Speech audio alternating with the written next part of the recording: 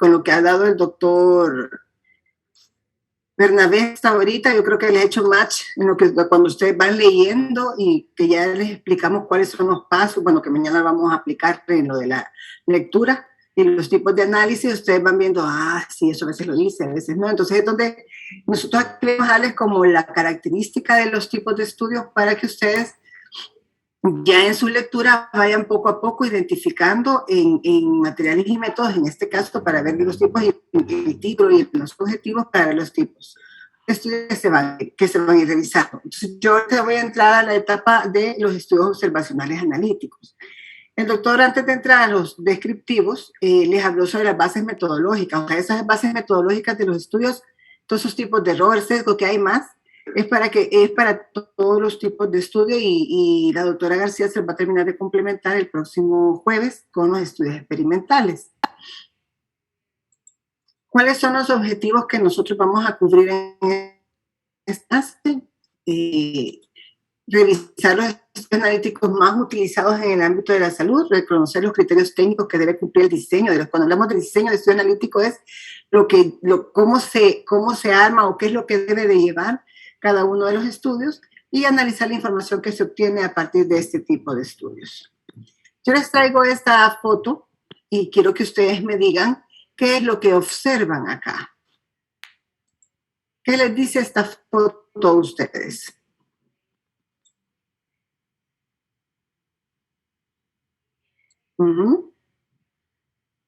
Pregunto así. Bolaños levantó la mano. A ver, está. ¿Sí? Después, yo creo que esa sería una calle asiática con una gran cantidad de personas. Una calle de un país asiático con muchas personas. A ver, Lucía, gracias, Andrés. Sí, yo creo que de China por la tipografía que hay. También se ve que es una de las...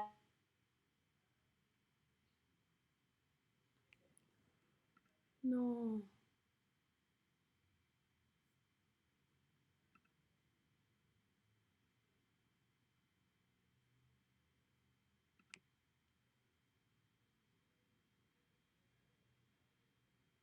Celebración, un día especial, porque no creo que no ocupen carros o algo por el estilo. Ok, gracias, Lucía. ¿Emilia? Dice que es el festival del año 2000. Pucha, Emilia, qué bárbara.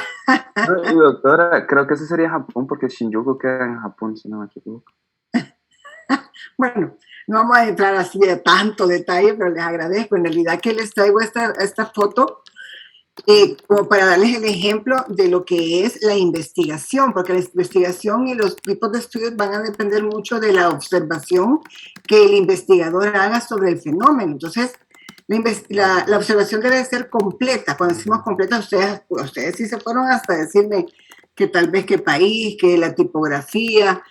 Me faltaron decir que hay alguien enfermo, hay unos que se ven con un sueño, o sea, hay que ir ir siendo como muy, muy específicos.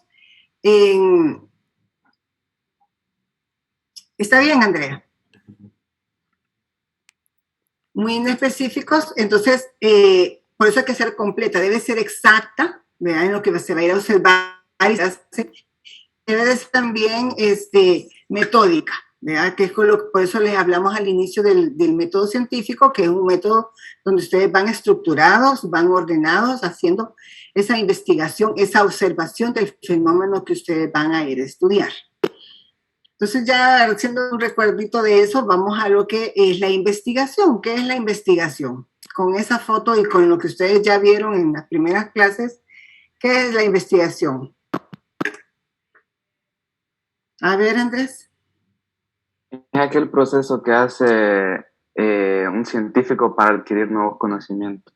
Nuevos conocimientos, gracias. A ver, Carlos.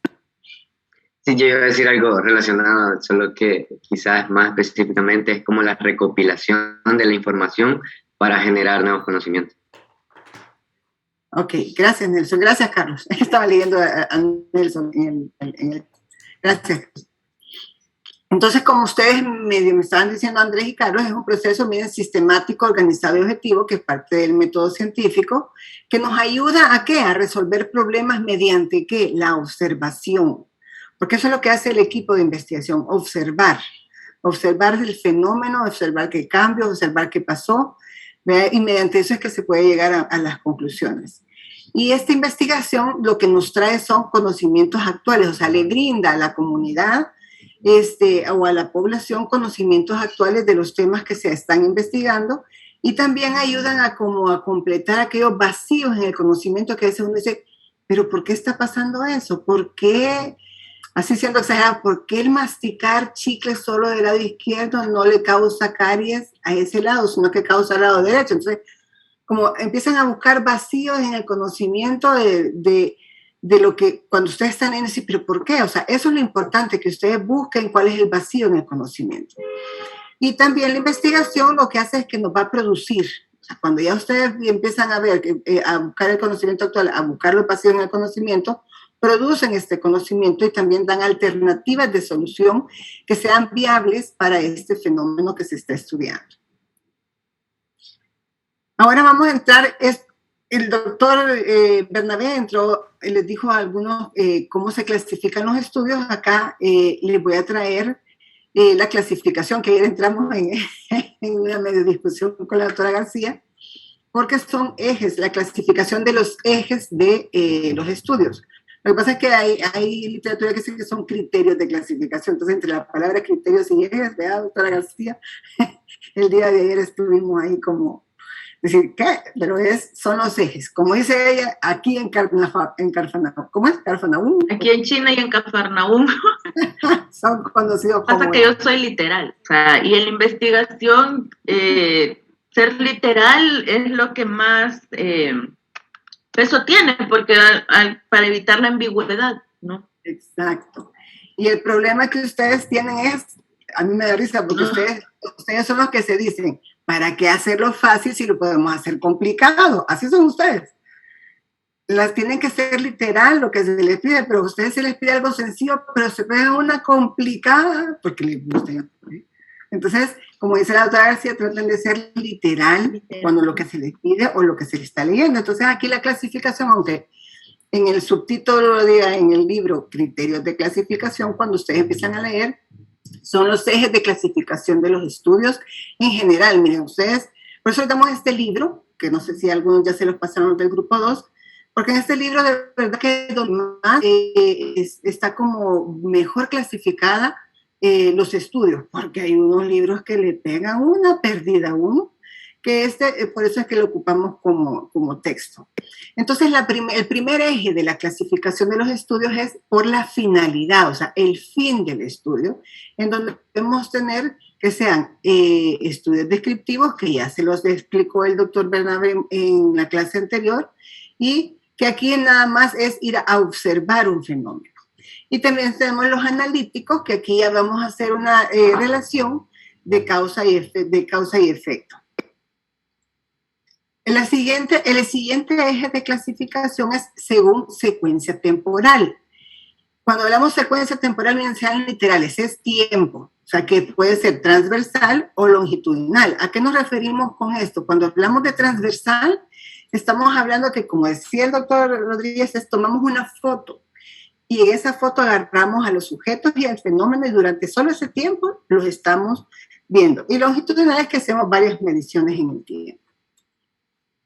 Y luego viene el control de la asignación de los factores de estudio, que puede ser experimental o observacional. Y, ojo, porque aquí este eje que nos tienden a confundir con la secuencia temporal, que es el inicio del estudio en relación, pero primero tiene que ser en relación con la cronología de los hechos, en donde puede ser prospectivo o retrospectivo. Cuando hablamos de la finalidad de la investigación descriptiva, como ya bien ustedes lo han escuchado, nos ayuda a ampliar los conocimientos existentes que hay, genera ideas e hipótesis para poder hacer otros estudios, y es una observación, descripción y catalogación de hechos. O sea que esto tiene una finalidad orientadora y exploradora, porque como solo se va a observar, se va a ver cómo están las cosas. Ya en la investigación analítica, ya sí aquí se van a evaluar las intervenciones que son realizadas para mejorar el fenómeno o lo que se está estudiando. Se determinan efectos y se contrastan ya hipótesis y se parte de hipótesis previas. O sea, es decir, a veces muchos de los estudios de analíticos, observacionales analíticos, vienen de algún tipo de estudio descriptivo que uno dice, vamos a comprobar si eso es cierto o vamos a ver por qué está pasando eso. Entonces, la finalidad de la investigación analítica u observación analítica es de orientación y de explicación de los hechos.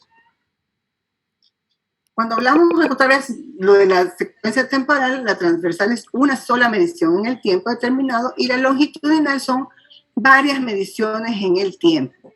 Acá, fíjense que la literatura les dice que los longitudinales pueden ser que de 3, 5, 10, hasta 30 años, y en ese tiempo se van haciendo varias mediciones, pero también hay estudios que en un año el investigador puede hacer varias mediciones y también entonces se puede considerar un estudio longitudinal. Entonces ahí tienen que ustedes también, porque a veces de verdad que en investigación no es así como medicina, que 1 más 1 no es 2. Hay cosas que ustedes dicen, pero la literatura dice esto, entonces, pero es como analizar, por eso le enseñamos los tips de hacer el análisis interpretativo y más adelante espero que lleguemos a tener el crítico, para que ustedes digan, sí, cumple, porque o sea, están haciendo varias mediciones del fenómeno, aunque no estemos hablando de 5 o 10 años. ¿Vea? No sé si me doy a entender en esa parte. Luego tenemos el control de asignación de los factores de estudio de los experimentales, que acá el investigador puede manipular las variables. Aquí eso no me voy a adentrar mucho porque tenemos toda una clase el próximo jueves sobre esto. Y los observacionales son donde el investigador solo va a ir a observar y va a ir a observar si hay relaciones de causa y efecto. Y luego, que es el inicio de estudio de relación a la cronología de los hechos, es decir, que aquí tenemos retrospectivos y prospectivos.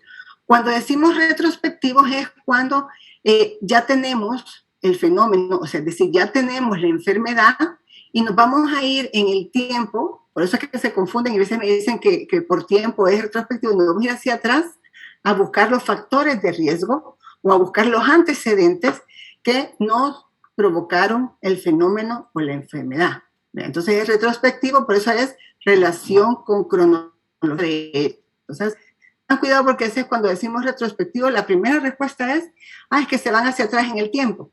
Entonces no, es cronología de hechos. Y los prospectivos es lo contrario, en donde tenemos la enfermedad y nos vamos hacia adelante a ver qué le pasa a esta persona o qué pasa con este fenómeno en el tiempo hacia adelante, hacia las consecuencias. Y este es un cuadrito que es de autoría de la doctora García, que es como más fácil de ir entendiendo. Entonces, lo que ustedes tienen que estar bien claros es cuando nosotros les preguntemos, tanto escrito como oralmente, cuando les preguntemos el criterio, si les decimos elige según la finalidad o si les decimos según rigor científico, porque esta clasificación que yo les estoy mostrando, que se la va a llegar a mostrar también más adelante la doctora García, cuando haga un resumen de todos los estudios, según rigor científico tenemos este cuadrito, en donde tenemos que están observacionales descriptivos, que es lo que habló el doctor Bernabé, observacionales analíticos, que son los que yo les voy a explicar ahorita, los experimentales, que son los que van a ver con la doctora García la próxima semana, y estos a la vez pueden ser divididos en estudios epidemiológicos y en estudios clínicos. Entonces, cuando se les pregunte que según rigor científico, el estudio observacional analítico, ¿cómo se clasifica? Entonces, ustedes en estudios epidemiológicos se ven aquí los observacionales analíticos.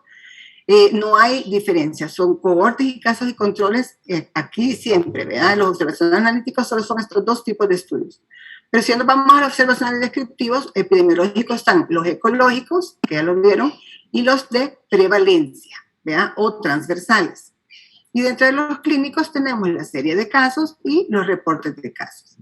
Y cuando ya nos pasamos a los experimentales, dentro de los epidemiológicos tenemos ensayos de campo y ensayos comunitarios, y dentro de los clínicos están los ensayos clínicos controlados con todas sus clasificaciones que las van a ver más adelante.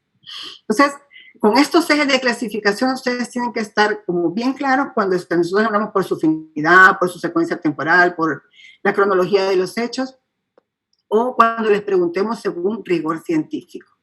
Entonces, para que ustedes vayan aprendiendo también a identificar los ejes de clasificación y sepan cómo también ir a identificarlos cuando estén buscando los estudios, así como les presentaba el doctor Rodríguez en sus ejemplos. Se van a ir a la metodología, se van al título. El título les puede ya de un solo decir qué tipo de estudio es a veces. Luego se van a los objetivos y luego se van al material y discusión, y ustedes ahí les pueden decir. Hay unos que son fáciles que de un solo les dicen qué es, pero hay que seguir leyendo para ver si en realidad cumple con los criterios. Como les estaba diciendo, los estudios observacionales analíticos miden relación o fuerza de asociación. O sea, eso es lo que vamos a ir a hacer, es una de las características de estos estudios observacionales analíticos, que miden la relación o la fuerza de asociación que existe entre el factor de exposición y la causa que se está estudiando. Y son dos tipos, tanto en los epidemiológicos como en los clínicos tenemos cohortes y casos y controles.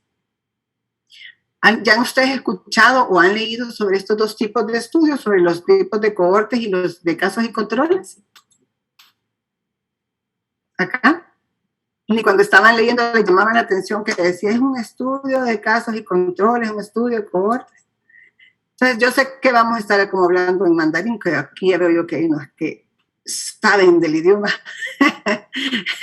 Pero después cuando ustedes vayan a leer el libro y pueden ir, de verdad que pregunten, nos pueden escribir al chat o al correo para poder aclarar. Y la ventaja que ustedes tienen que solo son 20. De verdad que tenemos hasta como más tiempo para que ustedes puedan preguntar en los laboratorios. A diferencia del otro grupo que sí tenemos que a veces ir a la carrera porque son muchos. Entonces, en el estudio de cohortes, primero vamos a definir el término cohorte. Cohorte es para designar a un grupo de sujetos o a un grupo de población. Eso es lo que es cohorte. O sea, la cohorte de métodos de grupo 1 son ustedes, porque es un grupo de sujetos. Y que este cohorte va a tener una característica o va a tener un conjunto de características comunes, y a esta cohorte o a este grupo de población o sujetos se le va a realizar un seguimiento en el transcurso del tiempo. Cuando yo les digo esto, díganme una característica que van a tener estos estudios de cohorte, que va a tener seguimiento en el transcurso del tiempo. ¿Qué es? Sería este. Longitudinal. Gracias, Emil. Exacto. Los estudios de cohorte van a ser longitudinales, porque miren, se hace seguimiento en el transcurso del tiempo. Estos estudios de cohorte, entonces, te van a comparar dos cohortes o dos grupos de población o dos grupos de sujetos dentro de una misma cohorte. O sea, es decir, ustedes tienen una población y de esa población ustedes van a sacar una muestra, que se lo van a ir viendo más adelante en diseño metodológico, y de esa muestra ustedes van a sacar dos grupos o dos cohortes donde van a ir a evaluar una posible relación de causa y efecto. Este cuadrito es el que está en el libro que nosotros les vamos a proporcionar. Hoy ya les voy a abrir el ojito ahí en Concius, en donde aquí tenemos las dos cohortes, o sea, los dos grupos que se van a estudiar. Entonces tenemos la cohorte que están expuestos a los factores de riesgo que vamos a ir a investigar, y están los no expuestos, los que no están expuestos a esa causa o ese efecto.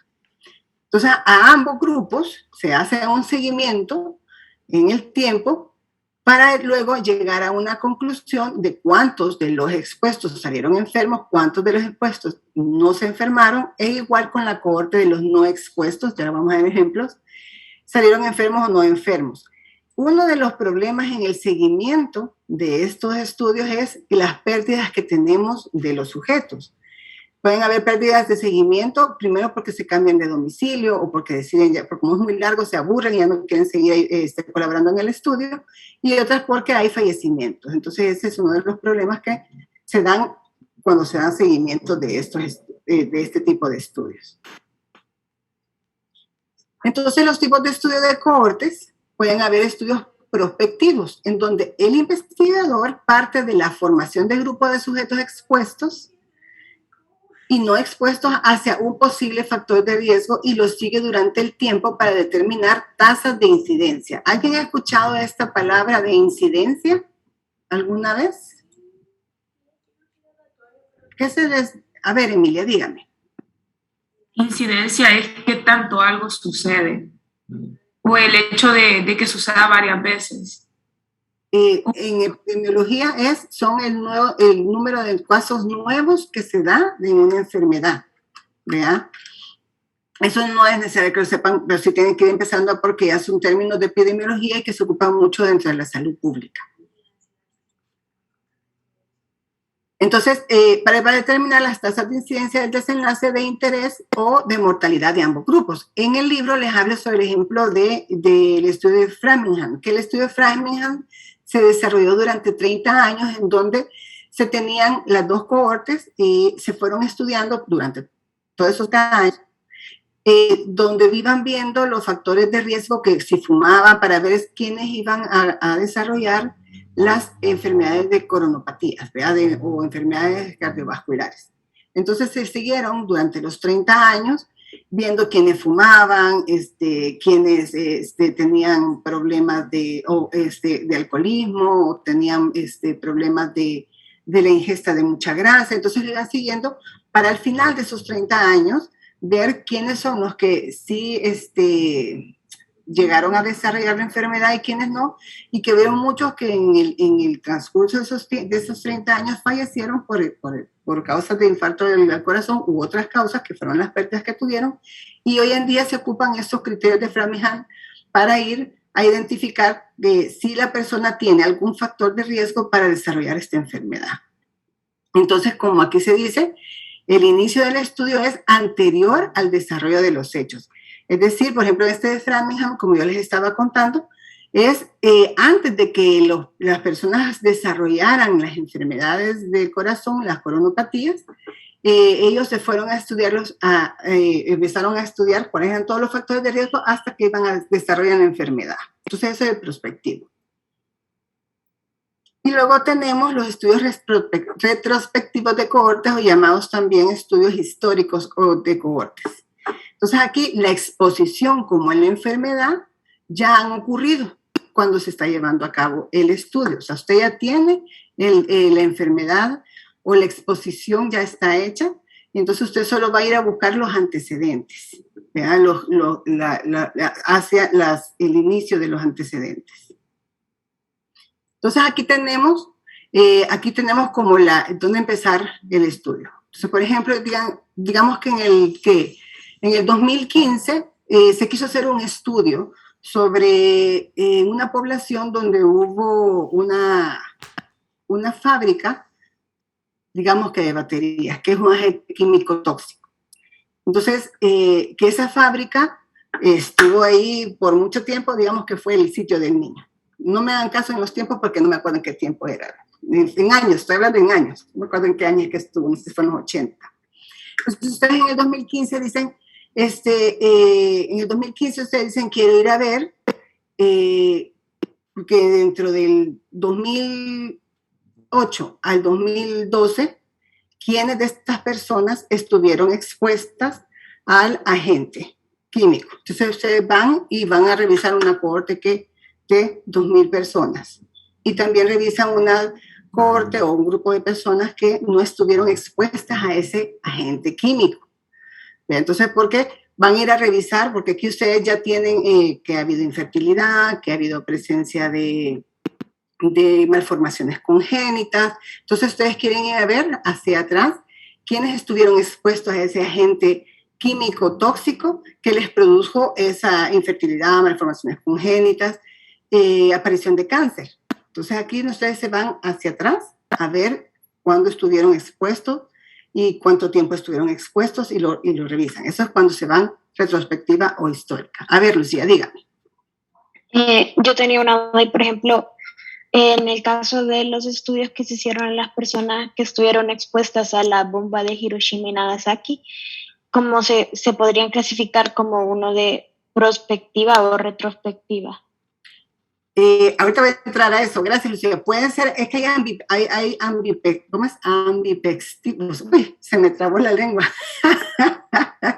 Las Zairi me corrí. Ay, ayúdame, Zairi, por favor.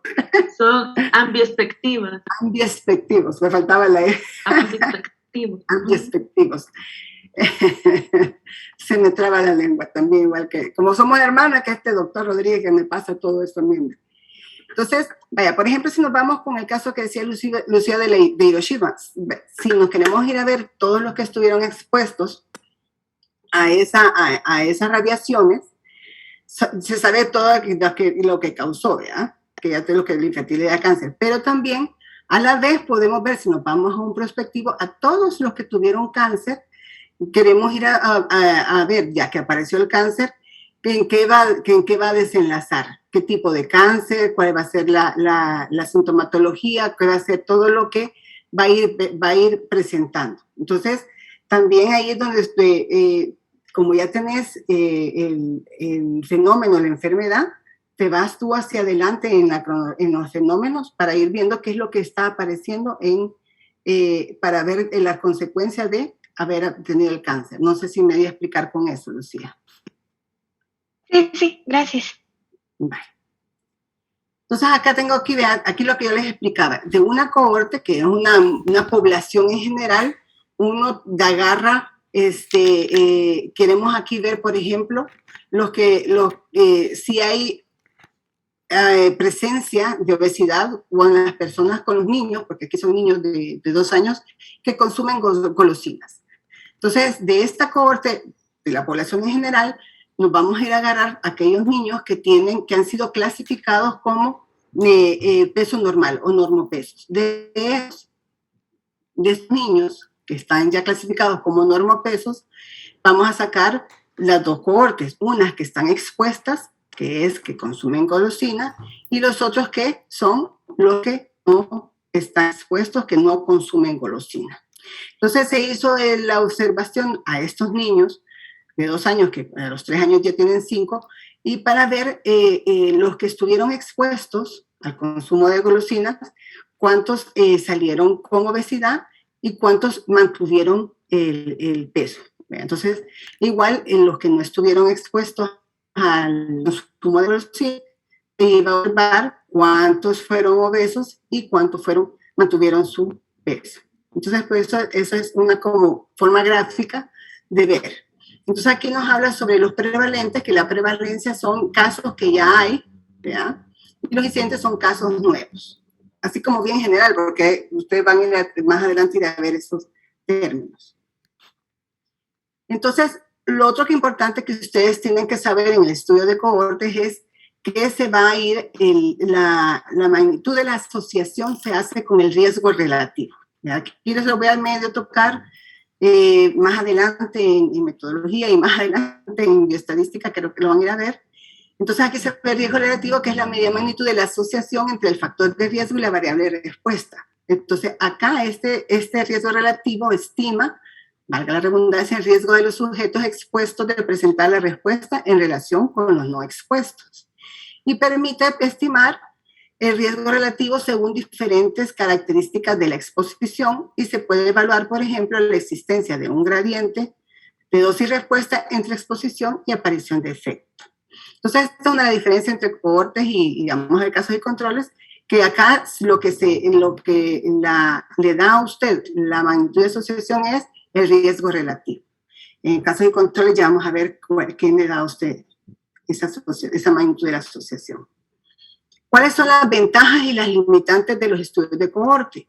Existe entre las ventajas una correcta secuencia temporal, causa y efecto, porque como usted va siguiendo a la cohorte en el tiempo, entonces hay una correcta secuencia temporal de la causa y el efecto.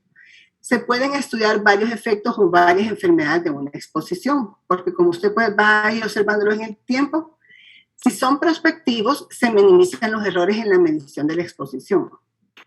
Y sirven para medir, como miren, esta es la otra, incidencia o número de casos nuevos.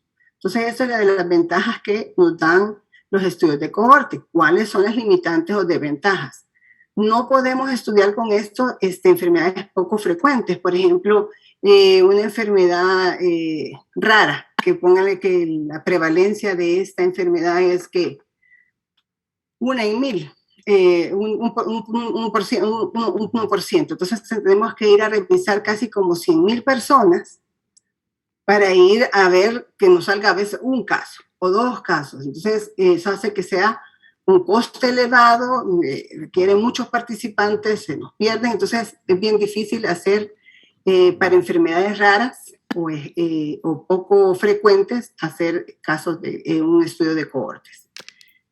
Si son prospectivos, tienen una larga duración, ¿verdad? Porque acuérdense que si son prospectivos, ustedes están desde que ya tienen el fenómeno a lo que va a ir a su desenlace, ¿verdad? Entonces, es largo de seguir, como lo que yo hablaba de estudios de fomento, que fueron 30 años, y así se sigue. Requieren un número elevado número de pacientes o participantes o sujetos, y presentan la posibilidad de pérdidas en el seguimiento, ¿verdad? Pero como a veces es tanto tiempo que las personas se les pierden en domicilio o fallecen. Preguntas sobre los estudios de cohortes. Entonces, cuando ustedes vayan a buscar, o ya que ustedes ya están leyendo, ya mismo que les han dejado ya tareitas de sus asesores, si ya se reunieron con ellos, de ir a buscar artículos sobre su tema, ya ustedes tienen que ir fijándose sobre las características de estos estudios, que lo vamos a ir afianzando el próximo viernes en el laboratorio. Luego vamos con el estudio de casos y controles. A ver si logro terminar. Se basan en la presencia o ausencia del evento en estudio, o sea, se basan en la presencia o ausencia de la enfermedad. Se elige un grupo de individuos que tiene un efecto o enfermedad determinada, que a esta se le va a llamar casos, y a otro en el que está ausente la enfermedad, que se llaman controles, que ya medio se les explicó en las bases metodológicas lo de los grupos control. Ambos grupos, ya sea los casos y los controles, se comparan respecto a la frecuencia de exposición previa a un factor de riesgo, es decir, al factor de estudio, que se sospecha que está relacionado con dicho efecto o enfermedad. Con esta definición y con la definición de los estudios de cohortes, ¿qué diferencia creen ustedes que hay entre los cohortes y los casos y controles?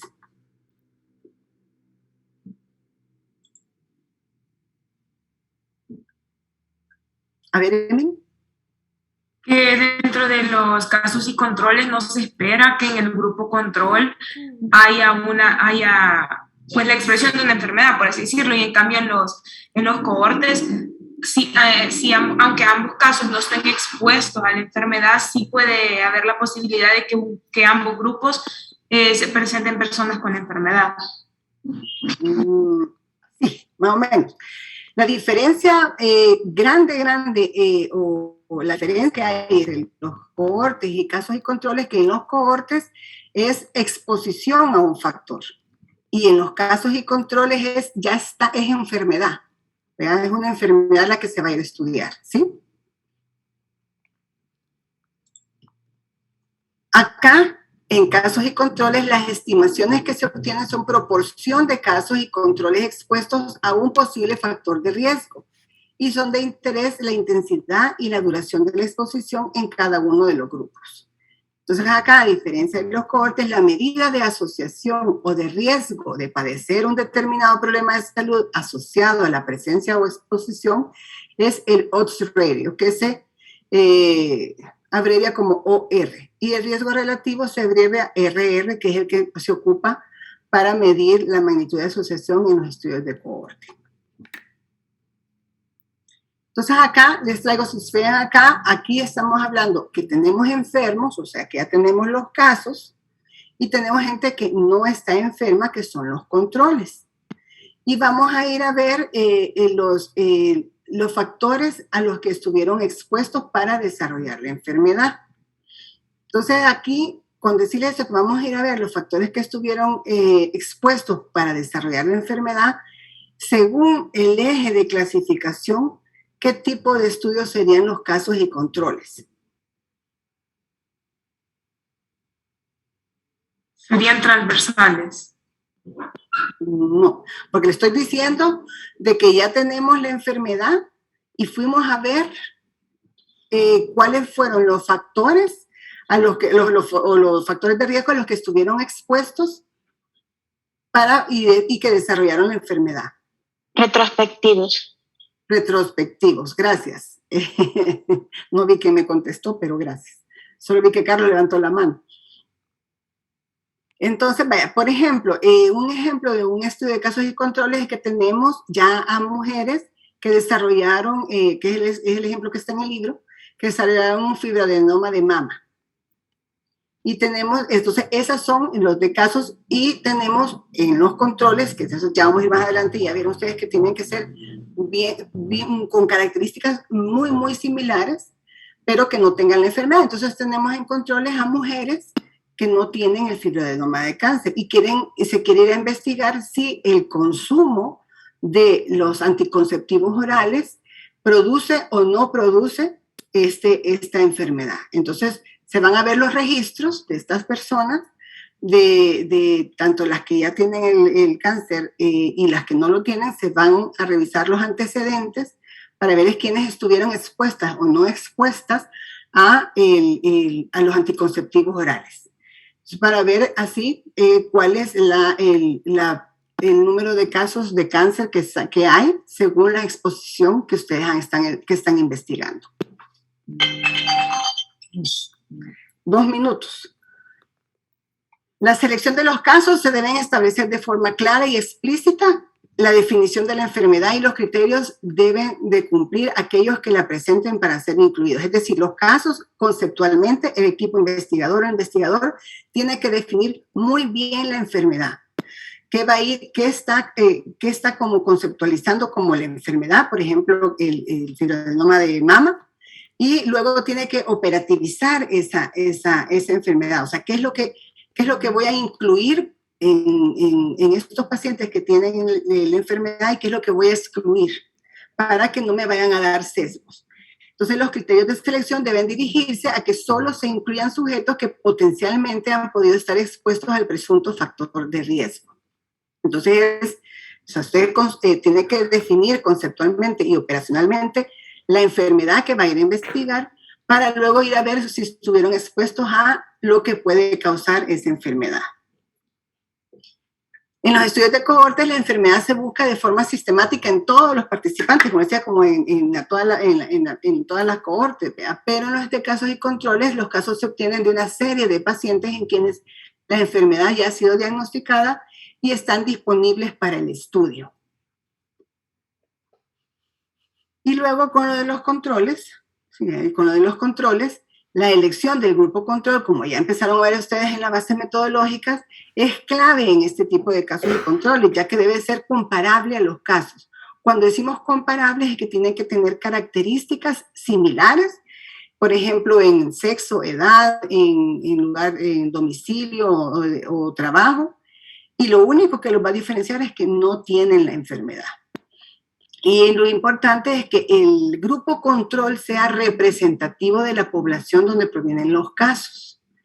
Los controles deben de ser comparables a los casos en el sentido de haber tenido la misma probabilidad de exposición.